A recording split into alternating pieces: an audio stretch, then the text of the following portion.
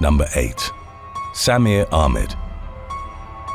23-year-old Ethiopian immigrant Samir Ahmed was arrested by Maryland police on November the 17th of 2018, shortly after he'd helped his inebriated neighbor get home safely. Ahmed had been waiting for a lift after getting locked out of his Silver Spring house when he saw his neighbor stumbling down the street. He offered to assist the man after being told that he lived only 10 doors down. Ahmed returned to the spot where he'd previously been waiting and was confronted by several police officers. They'd been called to assist the inebriated man, who was reported to have previously passed out on somebody's lawn. Ahmed explained what had happened and even provided his ID, proving he was in front of his house. The police officers allegedly became furious when he refused to tell them the address where he'd taken his neighbor.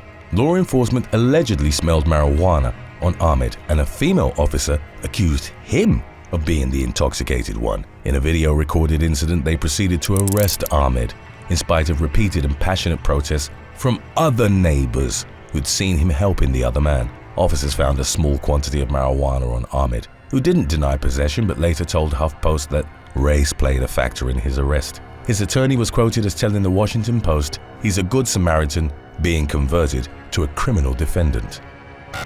Number 7. Kenan Basic. In November of 2018, Australian teenager Caitlin Gray crashed her car and subsequently stopped at a BP service station in Bankstown, southwestern Sydney. 36-year-old Kenan Basic then pulled into the station and for nearly 2 hours worked to fix up her vehicle. The entire interaction was captured on CCTV footage and showed the pair chatting and even embracing before 19-year-old Gray drove off. Shortly thereafter, the distressed teenager called her boyfriend, who alerted the authorities saying she was being followed in traffic. During her initial police interviews, Gray claimed that after leaving the station, her car had overheated and broken down again. Basic, who supposedly followed Gray, stopped next to her on a section of Milperra Road and offered his help once more. However, during the second interaction, the teenager reported the father of two had inappropriately touched her body and propositioned her for intercourse. She got back to her car and claimed that he tried to enter the vehicle before she was able to drive away, with him in pursuit. In the period following the accusation, Basic was booked into the maximum security Silverwater jail for over a week. The incident resulted in him losing his job and later on going through a divorce. Detectives extensively checked CCTV footage from where the assault was alleged to have occurred. They found no evidence of it and began to doubt that Gray had told them the truth. They questioned the teenager once more, cautioning her that a man was in prison because of her statements. She ultimately confessed to have lied about the assault because she wanted Basic jailed, as he'd reportedly said something that offended her, although it's unclear what that had been. For making the false claims, Gray was sentenced in 2019 to 9 months in jail, with a non-parole period of 5 months. There was an outpour of national sympathy towards Basic's ordeal. Around the time of Gray's sentencing, 2 Bankstown Sports Club female employees came forward to claim that on 3 occasions in February and March of 2018, they'd been stalked or intimidated by Basic. The man vehemently denied the charges, of which the prosecution claimed there was CCTV footage. Number 6. Xavier Israel. While attempting to help a homeless man in January of 2022, an unnamed 59-year-old man from New York City was attacked and mugged. The incident, which was recorded by nearby surveillance cameras, began when the victim gently placed the jacket he'd been wearing on 25-year-old Xavier Israel, as the latter was lying on the sidewalk at 476 Fifth Avenue. Suddenly, Israel sprang up and pushed the Good Samaritan to the ground. He then took the victim's wallet from his back pocket and when the man tried to retrieve it, punched him back down to the pavement. Israel was arrested shortly after the attack and charged with assault, robbery, and grand larceny. It marked his 3rd assault charge in the space of only 2 weeks. Mere days before the Fifth Avenue incident, he'd beaten up a 49-year-old woman who'd tried to offer him help on East 81st Street. As news of his most recent attack and rapid reoffending circulated online, some commenters blamed it on DA Alvin Bragg's new policy to downgrade felony crimes such as burglary, armed robbery, and drug dealing. Number 5. Nathan O'Brien. On November the 19th of 2012 in Woolwich, South London, Marcus Innocent was dragged into a car park and shot at close range twice with a shotgun. 35-year-old Innocent had been targeted as part of an ongoing gang feud, but the authorities would later determine it had been a case of mistaken identity. Nathan O'Brien, aged 19 at the time, and 2 friends came upon the man as he was dying. A trained first aider, O'Brien performed CPR on Innocent after telling his friends to call the emergency services. Even after Innocent was pronounced dead, O'Brien remained at the scene to provide a witness statement to the authorities. As per his account of the interaction that followed, the police's attitude towards him and his friends changed after they refused to go to the station because of the emotion and exhaustion of the incident. In a dramatic twist of events, they were suspected of having murdered Innocent themselves. O'Brien had a criminal record but was reportedly committed to turning his life around. He admitted his criminal past to the police and that he'd known Innocent but adamantly denied killing him. Nevertheless, he and his friends were arrested and taken to Lewisham Police Station. O'Brien, who allegedly still had blood on his hands from trying to help the dying man, was held for 38 hours and forced to give DNA. He later stated that he suffered from PTSD associated with his treatment by the police for his good intentions. O'Brien and his friends filed a civil lawsuit against the Metropolitan Police that was ultimately settled for an undisclosed sum. 4 years after trying to help the dying victim, O'Brien received an official letter from the Metropolitan Police in which they apologized for his wrongful arrest. Number 4. Tasmin Kemp. During a night out in Worcester, England, 27-year-old makeup and special effects artist Tasmin Kemp got into a heated argument with her partner on February the 5th of 2022. He was alleged to have pushed her into a shop window and threatened to punch her. 3 police officers saw that the woman was in trouble and rushed in to arrest her partner.